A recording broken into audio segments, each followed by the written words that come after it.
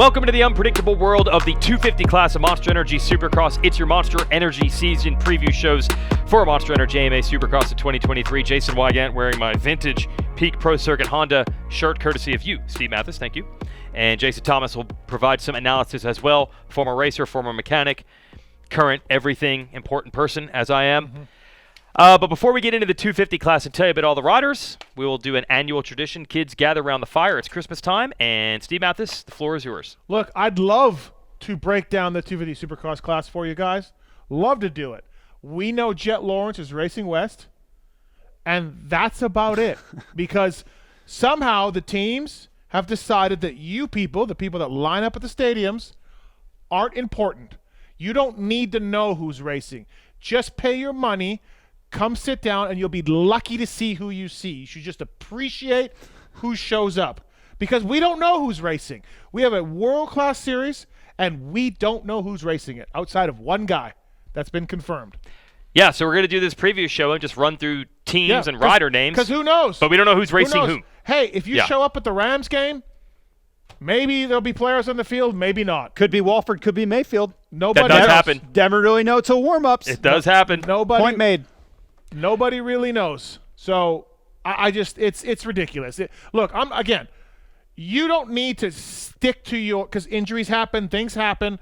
You don't need to be held to the coast like it is some sort of biblical text.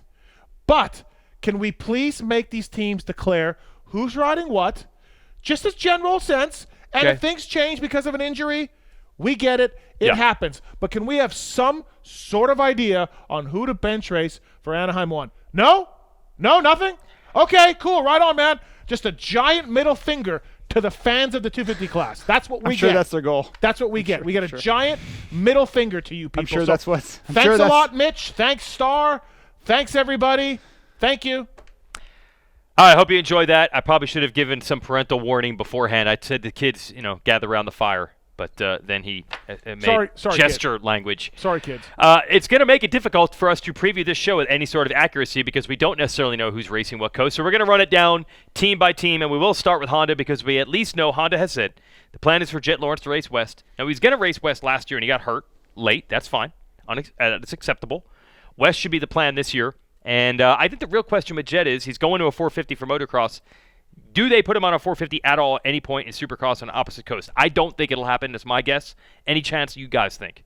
Well, it happened with Jeremy McGrath and other great riders of the sport, but back not in these now. days. But back not in these now. That was 30 years ago, Steve. Don't want to do that. I don't think he does. But you know what? Honestly, East, West, Central, the Moon, whatever Jet Lawrence is racing at 250, he's the favorite. And I don't think there's a huge need to. Honestly, he's 19 years old.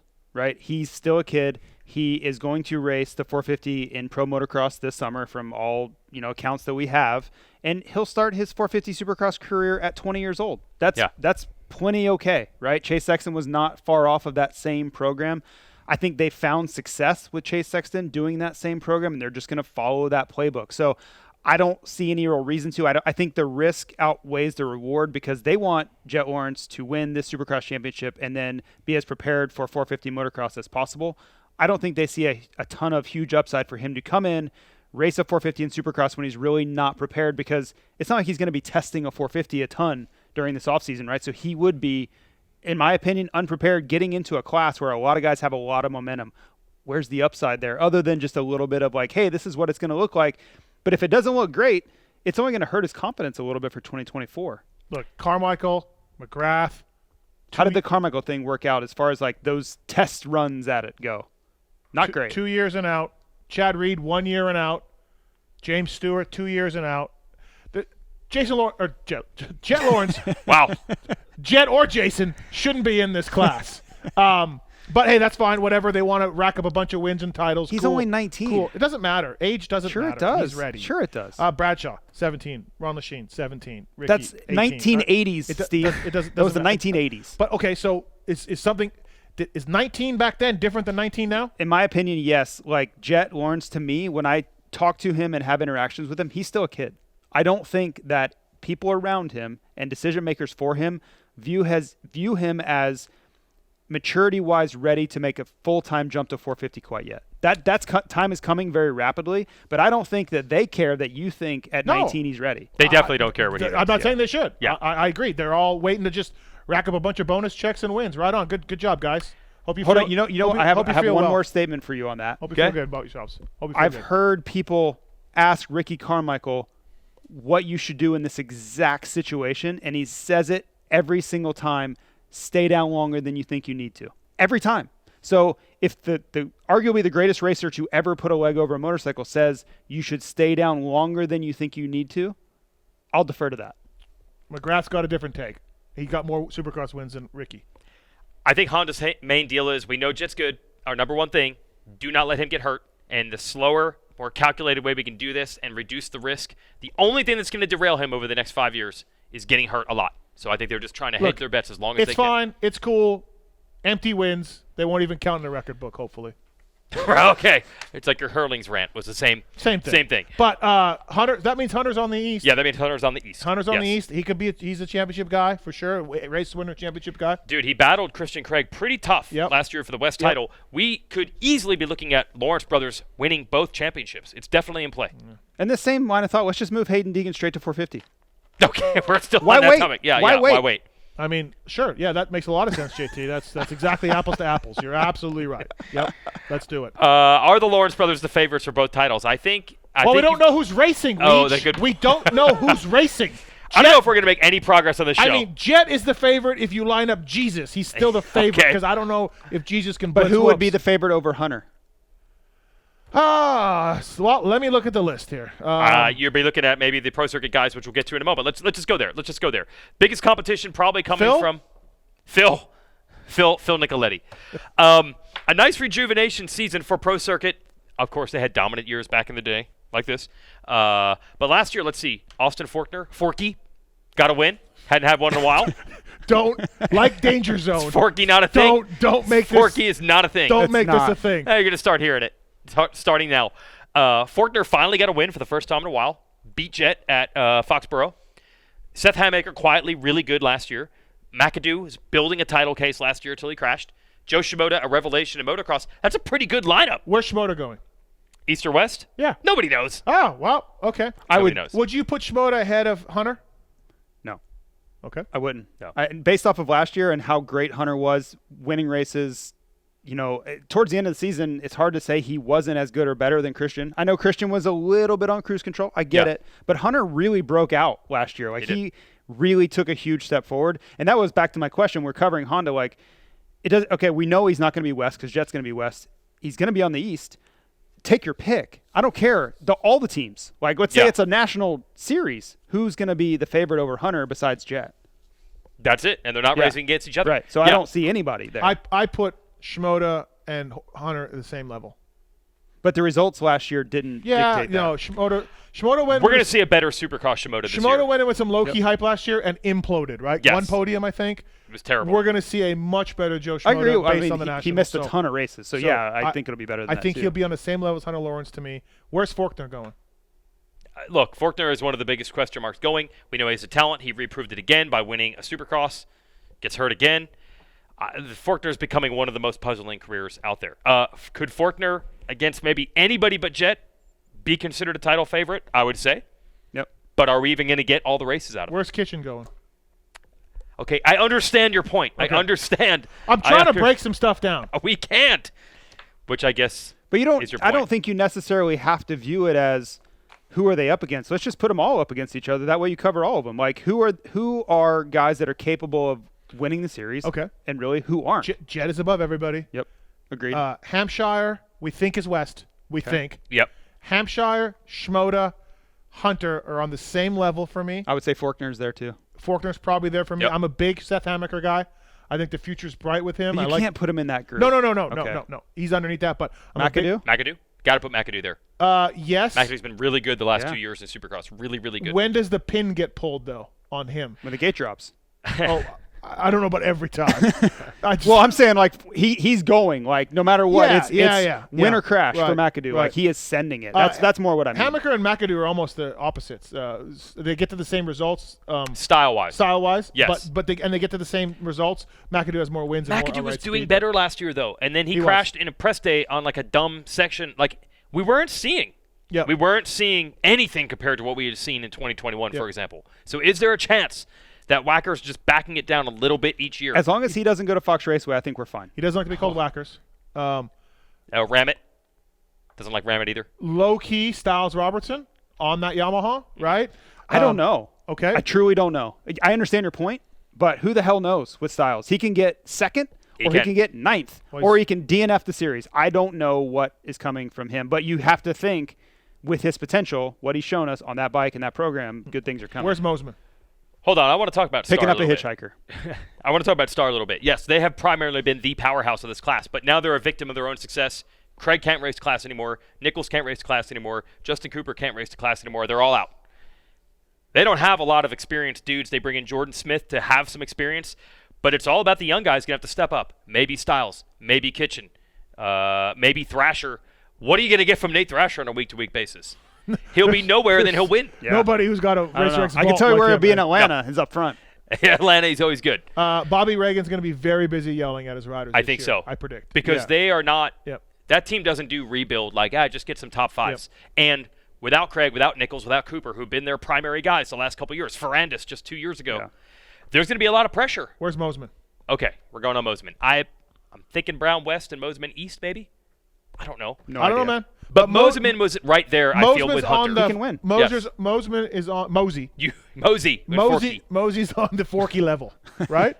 Mosman had races where he was the fastest guy. I think Forkner's won too many races. Like, he's on the Hampshire level? Because we put Forky on the Hampshire. I want to see a drawing of all these levels. Mosman deserves to be at a really high level. That's level 2. Yeah. Yep. That's level 2. He deserves to be there. Mosman has had races indoors and out last year where he was the fastest guy. Yeah. He was at least equal of Hunter in a lot of races last year. So I think Mosman is his own worst enemy. I don't say that about many riders, but I don't know that many guys can beat him if he doesn't beat himself. And he's aware of that. Yeah. Because Mosman is very introspective. Had a good interview with our man Kellen Brauer about all that. Whatever Marvin Musquin did in his rookie year is what Tom Vial will do. So look that up. Well, he didn't even race. He had a torn ACL in the offseason. But then when he actually did race. Okay. It's going to be the same. Whatever Marvin did is what Vial will do. That is what will happen. I think it's going to be tough. MX2 champion, French guy, Supercross. Vial will be around there. And if memory serves me right, Marv was like a 5th, 6th place guy. Yeah, little low key. Right, yeah, right. Okay. I've heard that Vial, there's so many French guys, and you used to probably race them in Germany, that are Supercross really experienced. Correct. But I heard Vial's background's a little different. He didn't grow up in that dynamic doing the French Supercross. There was a tour. Yeah. He was always focused on World Championship, right? So he doesn't have this extensive Supercross background where it's an easy transition. I don't know. I think it's going to be more difficult. Can he get 5th? Yes, I think he can get 5th. But do I think he's going to be like a rock solid 4 through 7 guy every week? I'm not there yet. Maybe I'm way off. Maybe I'm wrong, and I will totally eat crow if I have to.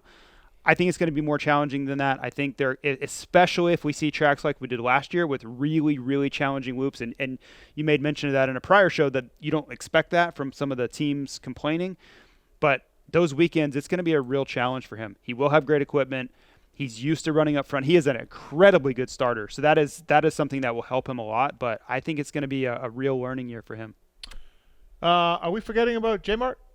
You always say, like, we have a list of guys to get to, and before we even get there, you then say that we forgot somebody. And then they hit me up and say that I forgot them. Is J-Mart on Forky level? I want to see a drawing of these levels. Where's Max Volan? And apparently, oh my gosh, hang on. Shout out to our sponsors. Max Volan's level 3. Okay.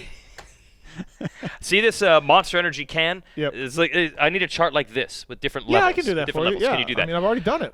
Thank you to Monster Energy, to Maxis, to Maxima, and to Fly Racing for sponsoring our shows. We will continue.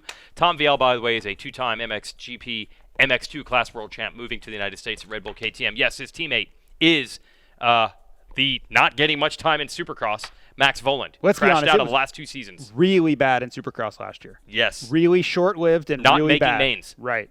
And then outdoors, great. Yep. Running up front, battling for podiums. So, You tell me. I don't have any strong conclusion because I've seen the best and the worst that he can possibly be, not qualifying and then I think passing for the lead at times last summer. Yeah. So I don't know. I just know it's going to be better than it was last year. I think as much as we talked about the 450 bike being new for KTM last year, I think the 250 guys were even further behind. I think that bike came in even later. RJ Hampshire talked about it a million times. Volan was new. Probably didn't even know the difference. He's young. But I have a feeling there will be in a better spot with the bike, and maybe we finally get to see something from Max. And we saw it the first year. He was just consistent. It was Yes. right. Just be in the top 10. That's all we want from you. Learn. And he was doing that until he had the hip injury. Last year was not that. Last year was like their worst fears come true. Yes. But I think he regained his confidence last summer, and I think he's going to come into it with a much different headspace than he probably left Supercross. But I still don't know what that says for results. I have no idea. I just wish we knew who was racing which coast, Weege.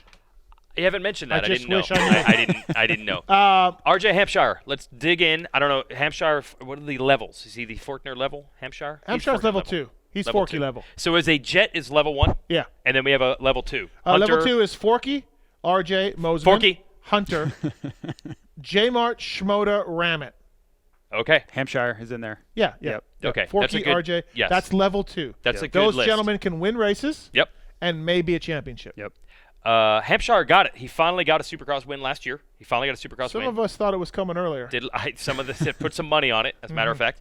Not so good at the betting, Steve. Level 3, Vial, Maximus, Kitchen, Romano, Ham Sandwich. I think Kitchen may move into level 2 He before could. this He is all could. said and Yeah. done. Dude, he has to. We don't have enough data on him, right? He raced No. 2 rounds and then got hurt. Where's Where's Styles in Yeah. there?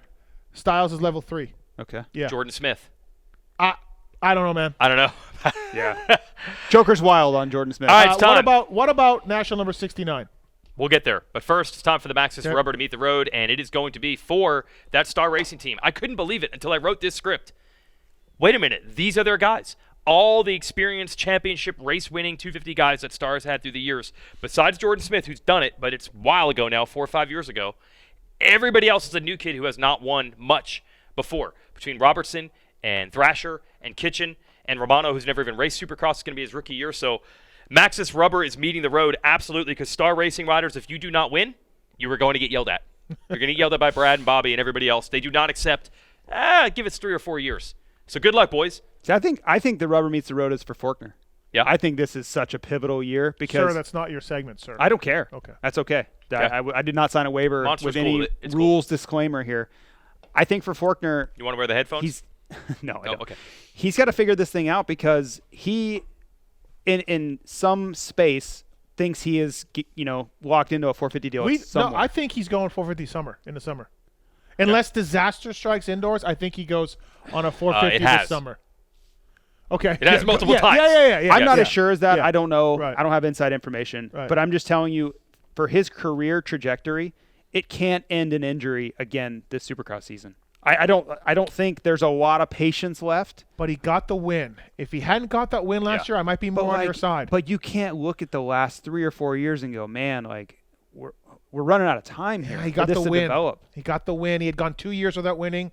Got it. Yeah, that helped. And then So yeah, I'm not there. I think right. it's really a really competitive landscape for 450 factory rides right now. Right. And if you get hurt again, you're going to need like a Colt Nichols situation, I think, for him to get it. That doesn't mean it can't happen. Look at Colt's situation, but I think he was a shoo-in 2 years ago. You're like, oh yeah, his fate is sealed. I think that has completely come unraveled, and I would say it's 50-50 whether he graduates to a factory 450 deal. I'm going to go one step further. I think for the good of the sport, we are looking at Jet Lawrence with a lot of hype moving up.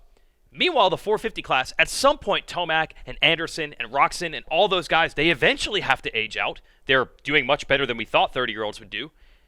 The sport's going to need guys to battle Jet. Yes, Chase Sexton, for example, is there. But Austin Forkner is supposed to be one of the guys that can do it. He has fallen off of that I think track. that window is gone. Yeah, really. I think 450 title guy Out. is gone. But that's not good. We don't want to lose guys like that. No, but I'm saying he could be a AP slash that level. He's still that good. Yeah. But he's missed too much time. His plateauing. Forkner is no longer saying Sexton used to be my rival. I will be back and I will battle you someday. I don't think so. We never. Okay. Think about 2019. It's unbelievable. He was like the guy. Yes. Right? Like yes. you could argue won every race. You could argue that Sexton Sexton and Cooper were backing into a title run because of Forkner's injury. No, you have to argue. I know. Yeah, I'm saying. Yeah. I'm You can't argue. I don't think a lot of people. That's not at the top of their mind of like the evolution of Chase Sexton. You're like, oh, he won this championship, then he beat McElrath for that championship. Oh yeah, no. Forkner was dominating him, right? So you and look Justin at Cooper, who we now rank higher than Forkner. Yes. Exactly. You look at where we're at a few short years. That's all completely changed. Like the whole dynamic has changed, and it's just injuries. Forkner can still go fast. The race he came back in Atlanta, we're all like, wow, this guy is flying, right? So we need to see that Forkner and avoid injury. And then I think you say it's off track. I think he can get it back on track, but it's a really tenuous time. We never really mentioned Jalek Swoll. He's a factory rider. Practice the whoops. Just make whoops. Turn around, make a whoops. Go around, make a whoops. I mean, it's clearly the weak point. Yep. Now you will have your chance to talk about the Muck-Off Club MX Yamaha squad. Some of your favorites on there. Our guy Phil Nicoletti. Yeah. The Motocross Supercross gods. He's answered our question. He earned national number 69. It's just incredible. It's just incredible that our guy Phil, number 69 in your program, but number 1 in your heart. He had a terrific Supercross season going, thanks to the suspension that I was able to get for him. Oh. And then he got injured over the simplest little triple jump, broke his arm. Everyone else was doing it. I think he was the only guy who crashed on all day. Did not get it fixed surgically because he told me. Yep. Doctors get paid to do surgeries. Don't listen to them. Yep. And then he was hurt all summer because he didn't get it fixed. Right. Then he did get it fixed, and miraculously, he's better. He's better. Yep. We'll see what he can do. Phil is a veteran at all, but look, man, I think his bike was working really well for him last year. I really do think that was a big part of his success. And so, I think he can be a 5 to 10 guy and maybe grab a podium on a Triple Crown sort of race, right? Enzo Lopes had a nice season.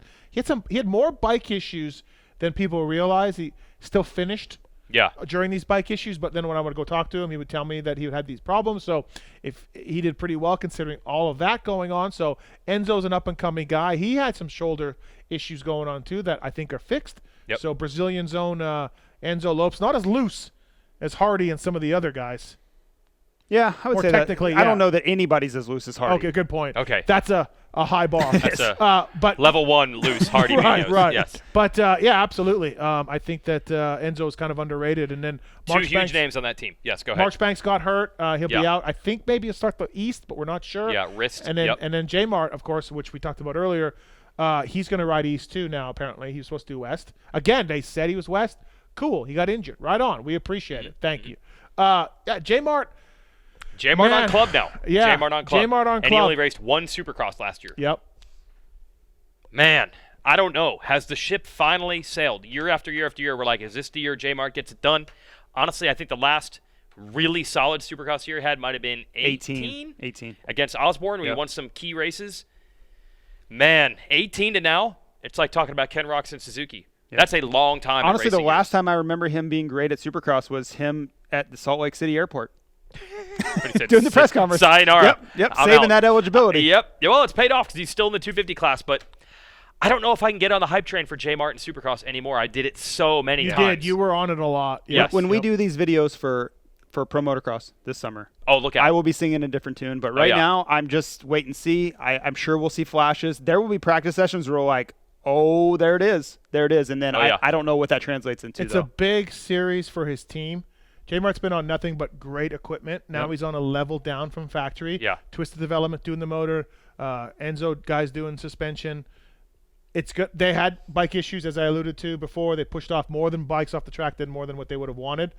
They need to impress J-Mart as much as J-Mart needs to impress them. So I'm looking at the club guys. This is a real big moment. This is a multi-time champion you have. That's right. And let's see what they can do. Big test. Speaking of Roxon and Suzuki, that HEP team, Twisted T, Progressive, they're going to race 250s for the first time. They're going to take over Dylan Schwartz from the Bar X team. Mm-hmm. Same Suzuki, new program. He's going to ride West. And then Marshall Welton, who was really like a cool story. I mean, the guy was out of his van. He had a quick strap at a race and got on the HEP team, took off, and stayed there for another year. Yeah. And he's going to ride 250 East. So good job for Marsh. And Dylan Schwartz, I mean, I think he missed all of Supercross last year. Maybe he came back near the end. Something like that, yeah. It wasn't great. Yep. No. But he can. And his Supercross hasn't been anything to write home about. So he's Sendy. Doesn't mean that the story's written yet, – but it hasn't been something that I think he's proud of so far. And the 250 guys are going to ride out of the truck with Ken Roczen.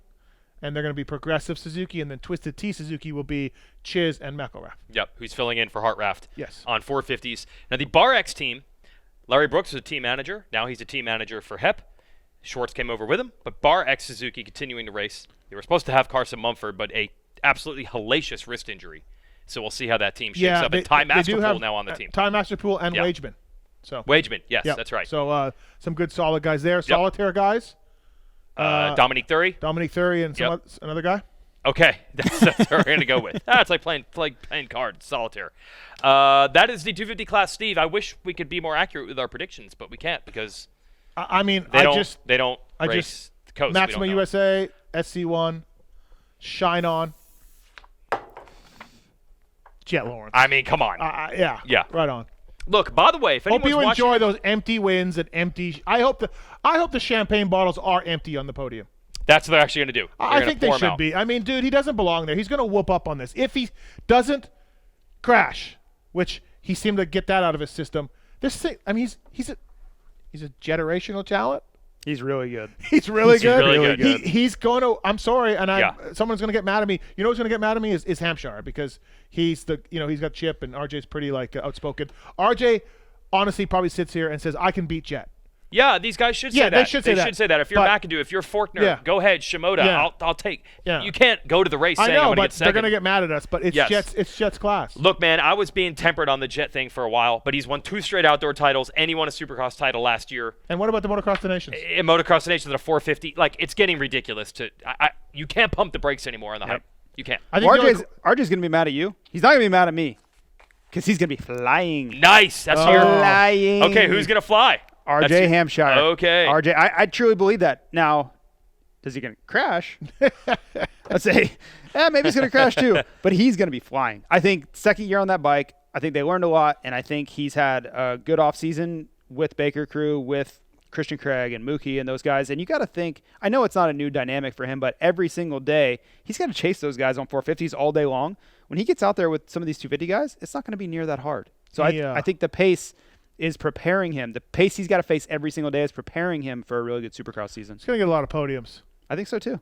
Yeah. Yep. Should be good. I wish we knew who was racing. Love to break this down, everybody. Love to break it down, but no one wants us to. So, thanks, teams. Thanks, riders. Awesome. Thanks, guys. All right, we'll see who can chase down the Lawrence brothers, who could be the favorites on both coasts, because at least their team said what coast they're racing. Who knows? Who knows?